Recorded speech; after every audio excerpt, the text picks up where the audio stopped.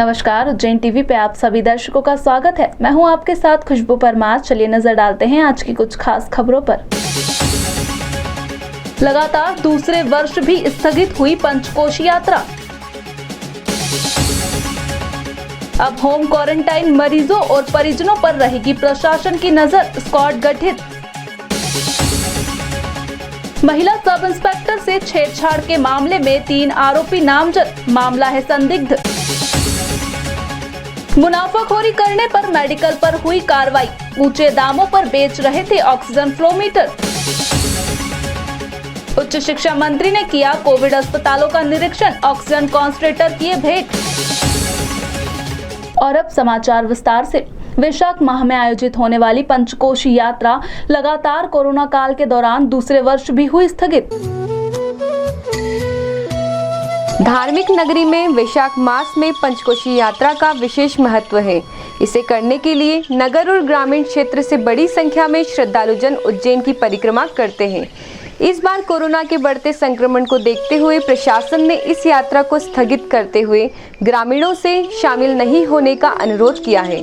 वहीं शहर के वयोवृद्ध ज्योतिषाचार्य पंडित आनंदी शंकर व्यास का कहना है कि जनप्रतिनिधियों और प्रशासनिक अधिकारियों को मिलकर पंचकोशी यात्रा को उसी ढंग से करना चाहिए जिस ढंग से धर्मालुजन करते हैं। इससे महामारी जैसे संकट से मुक्ति मिलेगी।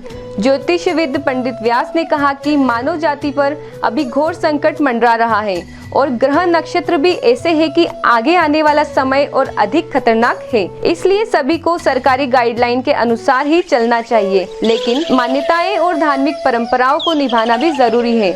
इसी से हम आत्मबल और हर बाधा से रक्षा पा सकेंगे। हर बार जो हजारों लाखों ग्रामीण जन पंचकोशी यात्रा करने शहर आते थे, वे नहीं आए। उनकी जगह प्रशासनिक अधिकारी, जनप्रतिनिधि जाकर मंदिरों में ध्वजा, नारियल, प्रसाद आदि चढ़ाएं। उनकी पूजा अर्चना कर इस महामारी से रक्षा की प्रार्थना करें। देखिए, असल में हमारे यहाँ पंचेशानी यात्रा का सबसे ज़्यादा महत्व है। कारण ये कि ये सारे नगर की एक तरह से प्रदक्षिणा होती है और नगर के प्रदक्षिणा का मतलब ये है कि नगर में जितने भी देवस्थान है, ज्ञात अज्ञात, उन सब की प्रदक्षिणा उपासना हो जाती है। तो वैशाख कृष्ण दशमी से ये यात्रा शुरू होती है। इस बार वैशाख कृष्ण दशमी गुरुवार 6 तारीख से शुरू होगी और 11 तारीख के रोज़ पूर्ण होगी। तो आज की स्थिति में सरकार ने अभी कोरोना रोग के कारण, संक्रमण के कारण सरकार ने यात्रा पर रोक लगा दी है। तो यात्रीगण अपने घर में रहते हुए भी उन देवताओं का स्मरण करके, तीर्थों में स्नान करके, ब्राह्मणों को दान पूजा करके, अभिषेक पूजन करके उस परंपरा का निर्वाह कर सकते हैं। अब होम क्वारंटाइन कोरोना मरीज पर भी होगी प्रशासन की नजर। अगर मरीज या परिजन घर पर नहीं मिले तो कार्रवाई की जाएगी। कोरोना के इलाज के लिए जिला प्रशासन वैसे तो अस्पतालों में इलाज की पूर्ण व्यवस्था देने का भरपूर प्रयास कर रहा है, लेकिन जो मरीज अस्पताल नहीं जाना चाहते उनके लिए घर पर है होम क्वारंटाइन होने का विकल्प। उज्जैन शहर में हजारों मरीज अपने घरों में रहकर ही इलाज ले रहे हैं, जिन्हें दिन में 2 से 3 बार टेलीफोनिक माध्यम से इलाज की जानकारी दी जा रही है। उनकी समस्याओं का समाधान किया जा रहा है। लेकिन उज्जैन पुलिस को कुछ दिनों से शिकायत मिल रही है कि कुछ होम क्वारंटाइन लोग अपने घरों से निकलकर बाहर जा रहे हैं। ऐसे लोगों की रोकथाम के लिए अब पुलिस की 4 होम क्वारंटाइन चेकिंग मोबाइल पार्टियां बनाई गई हैं, जो प्रत्येक कोविड पेशेंट के घर जाकर जानकारी जुटा रही है कि घर में कितने लोग संक्रमित हैं और सभी घर में मौजूद हैं या नहीं। जो लोग घरों में नहीं पाए जा रहे हैं उनके खिलाफ कोरोना गाइडलाइन का उल्लंघन करने के जुर्म में प्रकरण भी दर्ज किए जा रहे हैं। उज्जैन अतिरिक्त पुलिस अधीक्षक अमरेंद्र सिंह ने बताया कि पिछले 24 घंटों में ऐसे 3 लोगों पर प्रकरण दर्ज किए गए हैं, जो होम क्वारंटाइन होने के बावजूद भी घर में नहीं पाए गए। उज्जैन में एक नया स्क्वाड गठन किया गया है। इसका एक मुख्य उद्देश्य है कि ऐसे लोग जिनको जो RRT के द्वारा या स्वास्थ्य विभाग के द्वारा जिनको होम क्वारंटीन किया गया है, मतलब होम आइसोलेशन में रखा गया है, ऐसे लोग जिनको पॉजिटिव हैं, ऐसे पेशेंट जो कोरोना पॉजिटिव हैं किंतु जिनको अस्पतालों में नहीं एडमिट है और घरों में अपने होम आइसोलेशन में हैं। तो कई बार इस प्रकार की शिकायत आई थी। कुछ लोग ऐसे हैं जो जानबूझकर, जिनको पता है कि पॉजिटिव हैं, उसके बाद भी घर से निकलकर इधर उधर घूमते हैं, कॉलोनी में घूमते हैं। इसको देखते हुए 4 नए स्क्वाड गठित किए गए, नई टीम बनाई गई है, होम क्वारंटीन चेकिंग पार्टी। ये जो पार्टी है इनको सभी को सूची उपलब्ध कराई गई है डिटेल, जो ऐसे लोग जो होम आइसोलेशन में हैं, होम क्वारंटीन में हैं, और ये लोग सुबह से लेकर और शाम तक, रात तक ऐसे लोगों को चेक करते हैं वो घर में प्रेजेंट हैं या नहीं, उनके कहीं कोई इलाज या कोई दवाई या और कोई भी समस्या नहीं है, इन सब पे भी बात करते हैं, और अगर कोई उल्लंघन करता है तो उसके विरुद्ध कानूनी कार्रवाई भी करती है। विक्रमनगर रेलवे स्टेशन के समीप महिला सब इंस्पेक्टर से छेड़छाड़ के आरोप में 3 युवकों पर प्रकरण दर्ज। माधवनगर पुलिस ने महिला सब इंस्पेक्टर के साथ मारपीट और छेड़छाड़ के आरोप में दीपक पड़ियार निवासी शंकरपुर पवासा, प्रदीप पाल निवासी रामीनगर व मयंक भदेरा रामीनगर पर छेड़छाड़ की धारा 354 व मारपीट की धारा 323 में प्रकरण दर्ज कर दिया। महिला आरक्षक इंदौर के किसी थाने में पदस्थ होकर उज्जैन विक्रमनगर में आई हुई थी और वह चौपहिया वाहन में थी। उसके साथ एक आरक्षक भी था। इस घटना के फुटेज भी सोशल मीडिया पर वायरल हो गए। हालांकि वीडियो के आधार पर घटना की सत्यता संदिग्ध नजर आ रही है। पिक्चर क्या बता मुझे। अरे उठो, अरे तो एकदम ट्रक आ गया तो हमको उधर जाने के बाद इधर मुड़ गया। ठीक है। तो ये तो खड़े थे, इनकी गाड़ी यहाँ कब तक खड़ी है? 1 घंटे से खड़ी।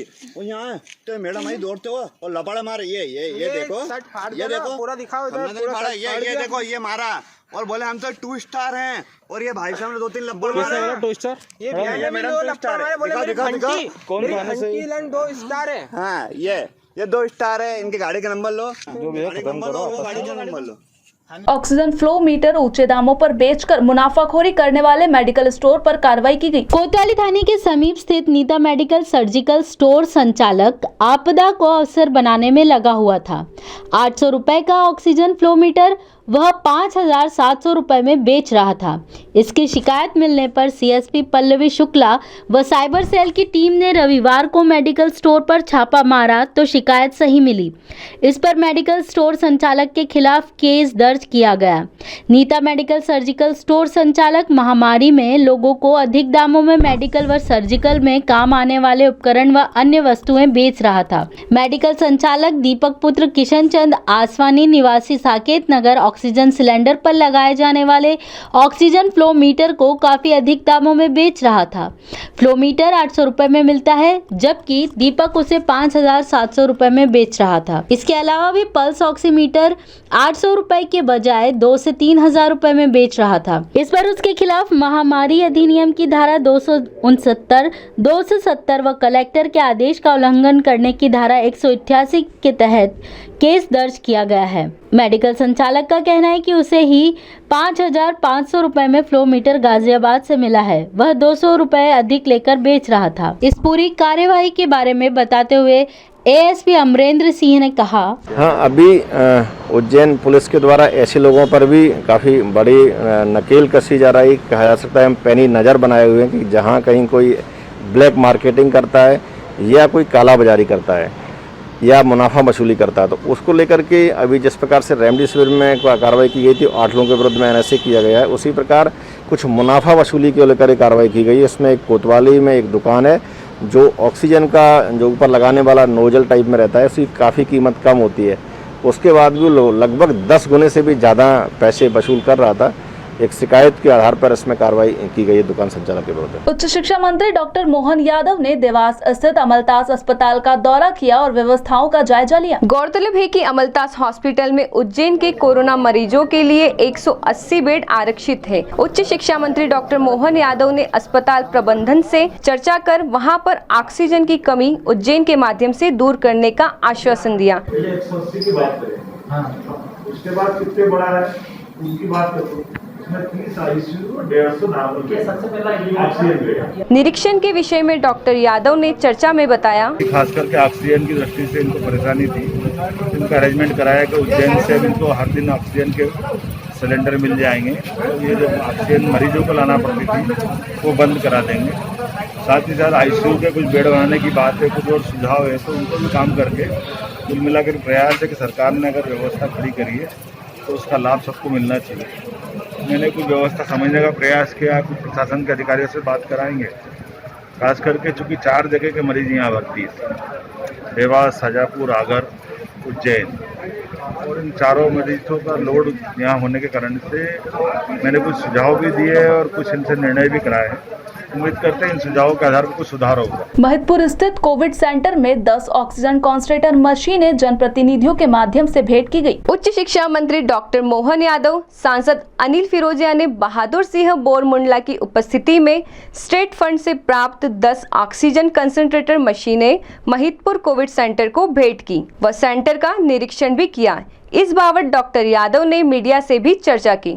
आज से 10 दिन पहले जब यहाँ आए थे तो तब हमारे यहाँ लगभग यहाँ पर बहुत जीरो की स्थिति थी। आज अपना ये तहसील केंद्र अपने आप में इन बीमारों की दृष्टि से एक अच्छे स्थान के रूप में डेवलप हुआ है, जहाँ न्यूनतम रूप से हम कुछ उनको ऑक्सीजन की सप्लाई करके दवाई दे करके उनकी जान बचा पाए। मैं उम्मीद कर रहा हूँ कि जिस प्रकार से महिदपुर में ये झारडा में ये 2 कोविड सेंटर स्टार्ट किए हैं, उम्मीद कर रहे हैं कि इसका लाभ भी इनको मिलेगा और जो बचे हुए लोग हैं जो कहीं किसी कारण से अभी छिपा रहे हैं, उनको हिम्मत होकर के यहाँ आने के लिए उनका भी सबका एक तरह से इलाज करने का प्रबंधन किया गया है। विद्युत मंडल की हाई वोल्टेज लाइन में शॉर्ट सर्किट के कारण आग लग गई, हालांकि कोई जनहानि नहीं हुई। फ्रीगंज स्थित तात्या टोपे मार्ग पर हाई वोल्टेज विद्युत तारों का पोल पेड़ से घिरा हुआ था। तारों में शॉर्ट सर्किट होने से पेड़ में आग लग गई, जिसे संबंधित महकमों द्वारा काबू कर लिया गया। राहत की बात रही कि कोई जनहानि नहीं हुई।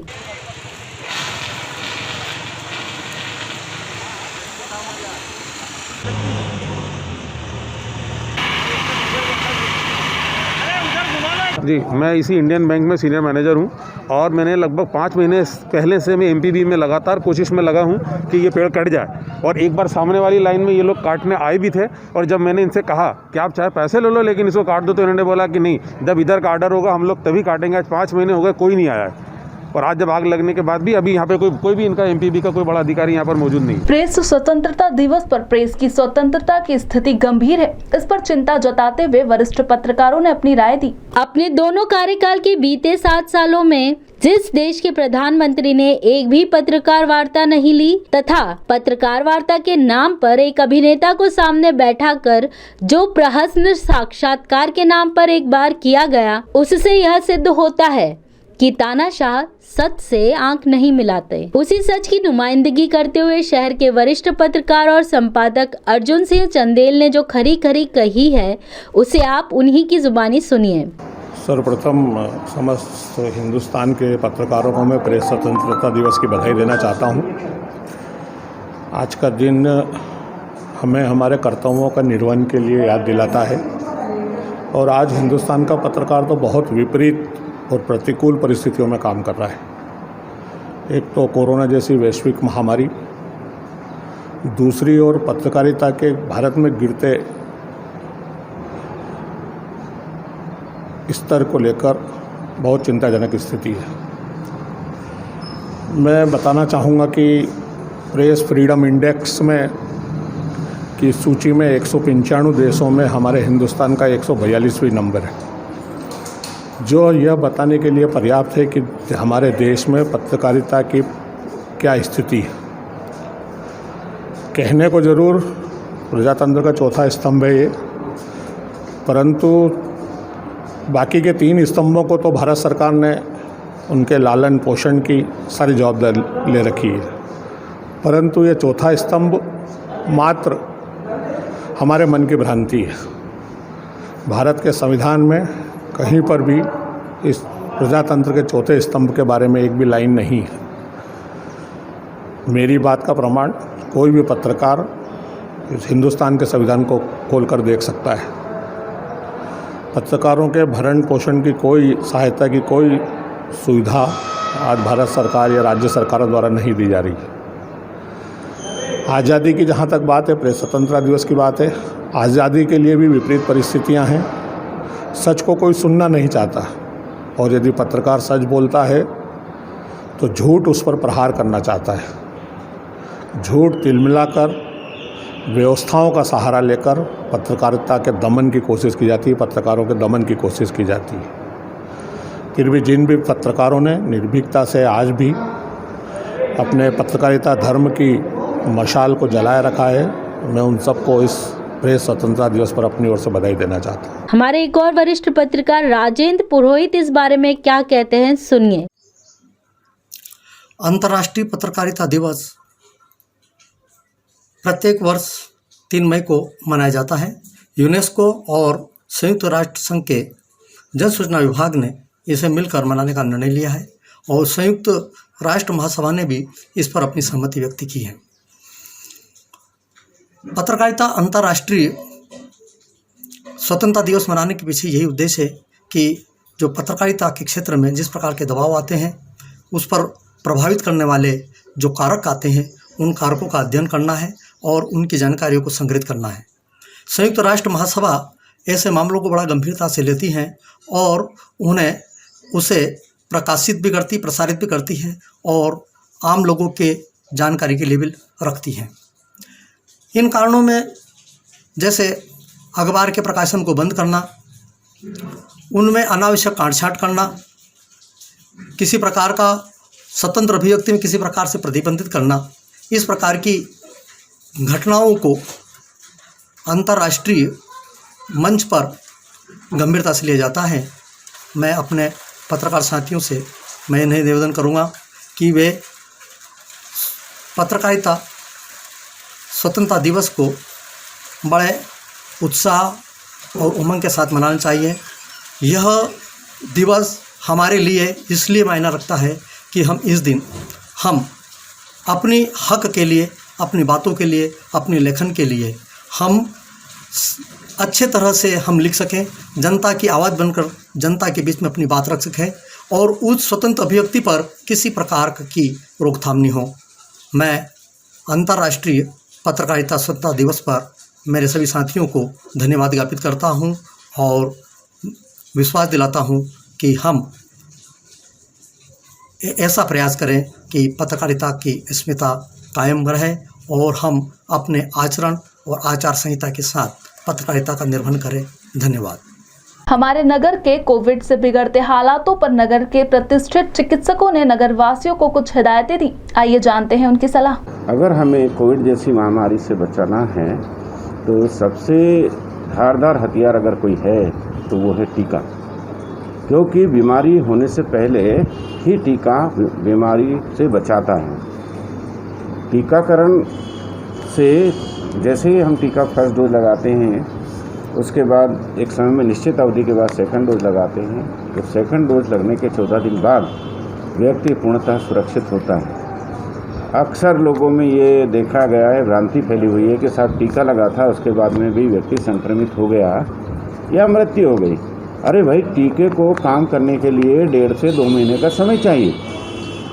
1.5-2 महीने के बाद ही व्यक्ति पूरी तरह सुरक्षित होगा और उसके बाद भी अगर संक्रमण होता है तो टीके का फ़ायदा ये है कि जो लोग व्यक्ति को टीका लगा वो तो स्वयं तो बचेगा ही, क्योंकि वो उस कीटाणु को अपने शरीर में नष्ट कर लेगा और साथ ही अन्य लोगों को बीमारी नहीं फैलाएगा।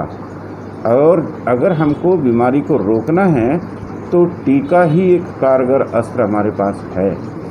और जो भ्रम लोगों में फैला है उसे हमें दूर करना चाहिए कि भाई टीका लगा है तो हो सकता है पहला डोज सेकंड डोज के बीच में इन्फेक्शन हो गया, क्योंकि टीके ने अपना काम शुरू अभी किया नहीं है। टीके का काम शुरू होता है 1.5 से 2 महीने बाद। उसके बाद अगर इन्फेक्शन होता भी है तो जिस व्यक्ति को टीका लगा है वो व्यक्ति सुरक्षित रहता है, उसको प्राणघातक बीमारी नहीं होती, अर्थात मरने की संभावना बहुत कम हो जाती है। इसलिए टीका बहुत महत्वपूर्ण है। इसके साथ साथ जब हम टीका लगवा लेते हैं, फुल इम्यूनाइज कर लेते हैं, अर्थात 2 पूरे टीके लग गए, उसके बाद भी मास्क जरूरी है, डिस्टेंसिंग ज़रूरी है, बार बार हाथ धोना ज़रूरी है। क्यों ज़रूरी है? क्योंकि कोई भी टीका 100% कारगर नहीं होता। कुछ लोगों को उसका असर कम होता है, संक्रमित होने का भय रहता है, इसलिए मास्क, डिस्टेंसिंग और बार बार हाथ धोना बहुत ज़रूरी है। ये बात जन सामान्य तक पहुंचनी चाहिए ताकि लोगों में जो भ्रम फैला हुआ है कि टीका लगने के बाद में भी बीमारी होती है, वो भ्रम टूटे और लोग टीका लगाने के लिए प्रेरित हों और यही एक बचाव का साधन है।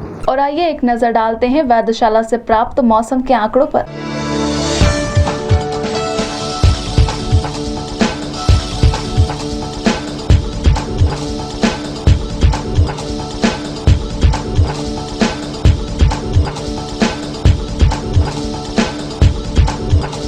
अंत में प्रमुख समाचार एक बार फिर। लगातार दूसरे वर्ष भी स्थगित हुई पंचकोशी यात्रा। अब होम क्वारंटाइन मरीजों और परिजनों पर रहेगी प्रशासन की नजर, स्क्वाड गठित। महिला सब इंस्पेक्टर से छेड़छाड़ के मामले में 3 आरोपी नामजद, मामला है संदिग्ध। मुनाफाखोरी करने पर मेडिकल पर हुई कार्रवाई, ऊंचे दामों पर बेच रहे थे ऑक्सीजन फ्लोमीटर। उच्च शिक्षा मंत्री ने किया कोविड अस्पतालों का निरीक्षण, ऑक्सीजन कॉन्संट्रेटर किए भेंट। तो ये थे आज के प्रमुख समाचार। ताजा खबरों के साथ देखते रहिए उज्जैन टीवी। हमारे YouTube चैनल को लाइक सब्सक्राइब करना ना भूले। नमस्कार।